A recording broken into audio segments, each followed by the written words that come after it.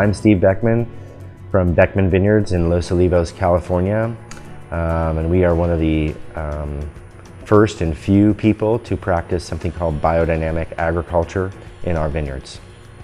I think one of the first ways that I like to describe biodynamics is how to differentiate it from organic, because the two practices have quite a bit in common. I really break it down on 3 levels as far as what the difference between organic and biodynamic growing or farming is. And the first one is that we use a special set of what's called biodynamic preparations, and these are basically composted manures and herbs that are applied to our ground and to our plants and to our compost piles to do specific functions, and they're applied at homeopathic doses. The second thing is that we follow a calendar. It's a lunar calendar that follows the moon and the earth and where it is in relation to different constellations and different planets in the sky, which helps us understand what forces are acting on the earth and when it would be better to do certain applications of some of these homeopathic compost sprays. And then the third thing is that we try to stay what I call in the living world, in that we don't use mineral fertilizers, right? So we're using only things that are taken from living beings, whether it is a plant or an animal. So I think those 3 things really are the main differences between organic and biodynamic.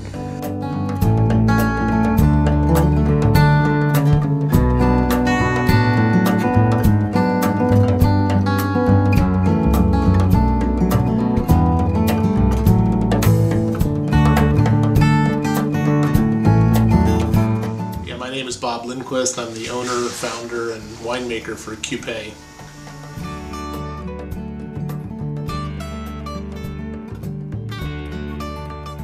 Well, I think, when you have healthy plants, you get better quality fruit, and when you have healthy soils, you have better quality plants. One of the tenets of biodynamic farming is to really nourish the soil and get a lot of kind of positive life force in the soil. A lot of worms, a lot of humus.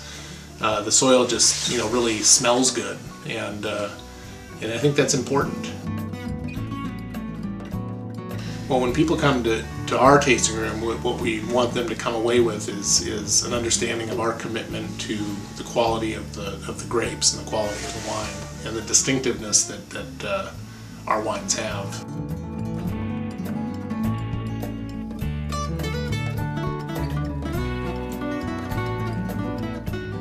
We specifically grow grapes in limestone, and so limestone can impart different character into the wines that we see on a consistent basis.